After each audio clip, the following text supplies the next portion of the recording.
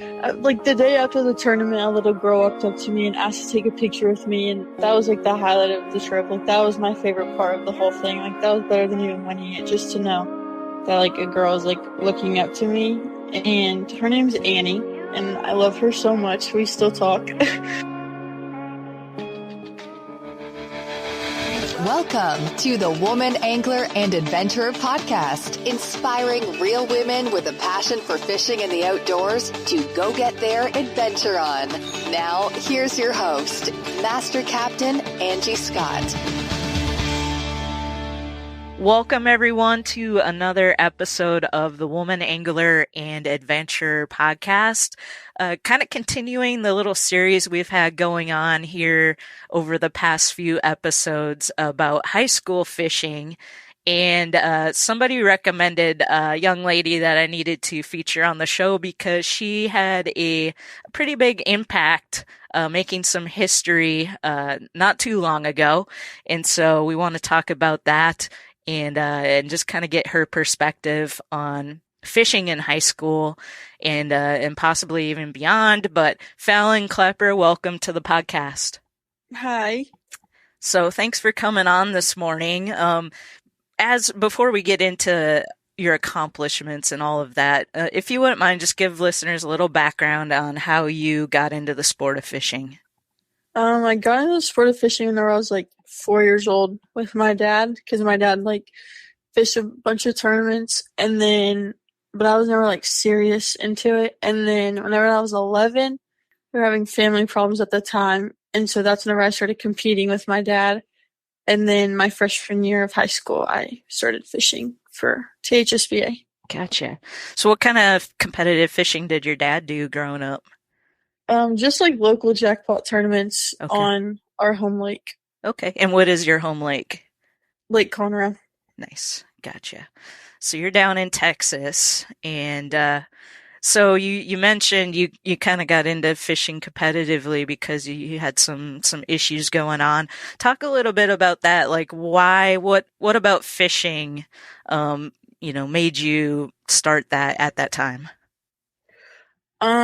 Well, just because like there was so much stress like on me and my dad about it, and like going out there, like we always like put our phones up and then like can't talk to anybody. So like having like no stress out there on the water and just like being able to relax. Yeah, I think that's one of the beauties about fishing. It's definitely been good for my soul, but I find it's a great release because when you're out there, especially if you're really passionate about the sport, you're really not thinking about anything else but fishing. So your first experiences when you got into high school fishing tournaments, talk a little bit about that process. And at that time, were there any other females on your team that fished? Yes, ma'am. There was one more girl on our team.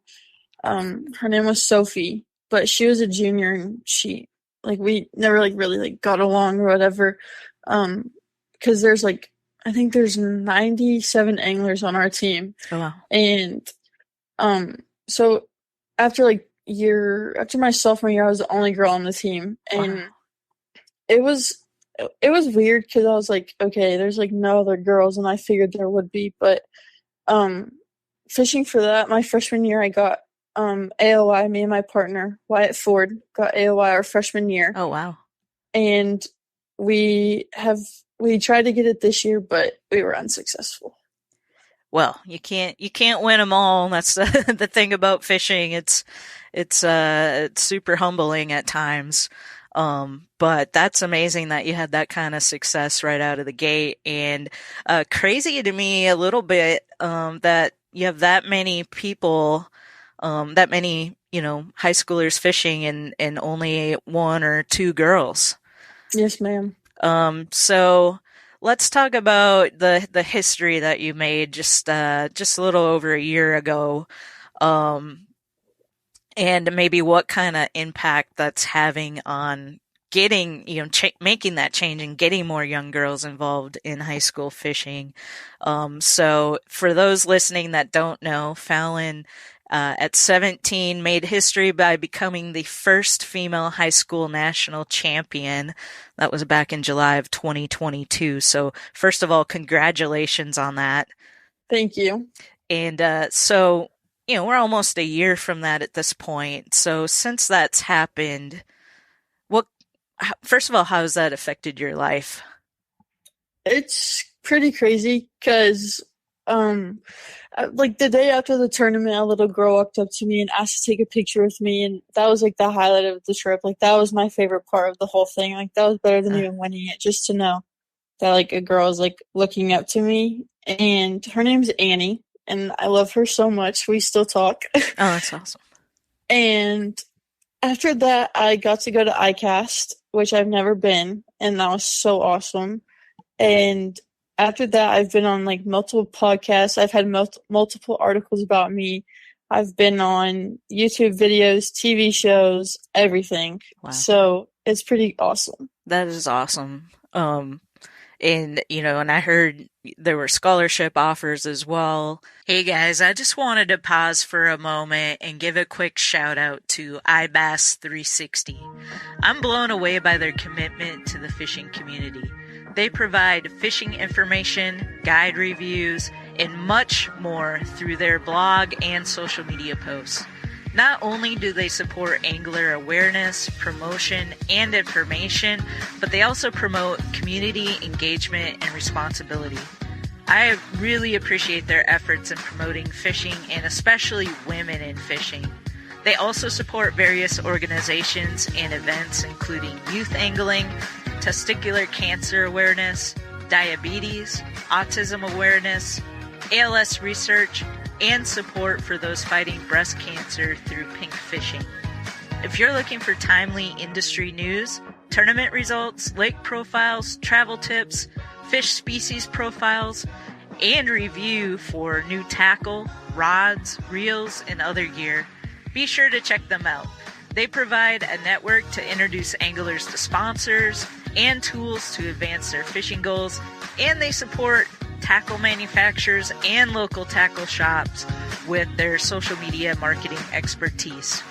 Big shout out to iBass 360 for their dedication to the fishing community and for supporting this podcast. Check them out at ibass360.com and on Facebook and Instagram at ibass360. Thank you, Rob and Eric, for everything that you guys do to help us anglers and for promoting the sport of fishing.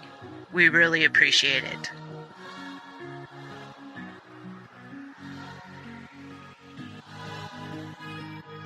Let's talk a little bit about ICAST, because I was there too. I don't know if we may have crossed paths. I don't think we met. But it's a big show and there's a lot of people there. So, so what was ICAST like for you? Oh, very overwhelming. Yeah. But did you have a lot of people coming up to you at ICAST as well? Yes. And then a bunch of people would like walk past me and then they would turn around and be like, she just won. And I was like, oh my gosh. Yeah. So how soon was that after that happened? I think it was like 2 weeks. Okay. Wow. Very cool. That must have been an awesome experience. And I know I'd listened to some other podcasts that you've been on, and you mentioned one of my favorite anglers, which is Gerald Swindle. I actually got to ride along with him during the Bassmaster Classic practice day a few years ago, when not this past year, but the time before, when it was in Knoxville. And what you said about him is so true. He's just the greatest guy. He does talk a lot. He's hilarious. But I originally worked in the music industry, and he's a huge music buff. So we really kind of bonded over music that day and have remained friends since then. So I think it's cool that he's one of the anglers that you really respect and kind of would want to model yourself after, as far as how he interacts with his fans. Yes, ma'am. Oh, very cool. Have you been to the Bassmaster Classic? I have. Okay. Was Knoxville your first one, or Nope. I went in 2017 when it was on Lake Conroe. Oh, okay, that makes sense. Yeah.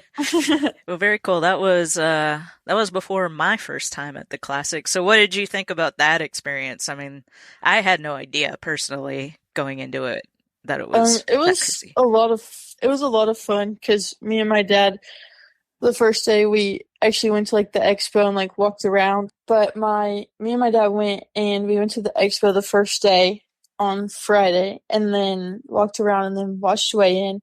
And then on Saturday we actually went out on the lake and like got to like watch like so many people like go fish, like Ike and Ellie, Kevin Van Dam, Steve Kennedy, all those people. Yeah, And then Sunday we went back to the expo, just like walk around and got to meet like all the anglers that didn't even make day three, and it was so much fun. And then we got to watch weigh in and watch Jordan Lee win. very cool.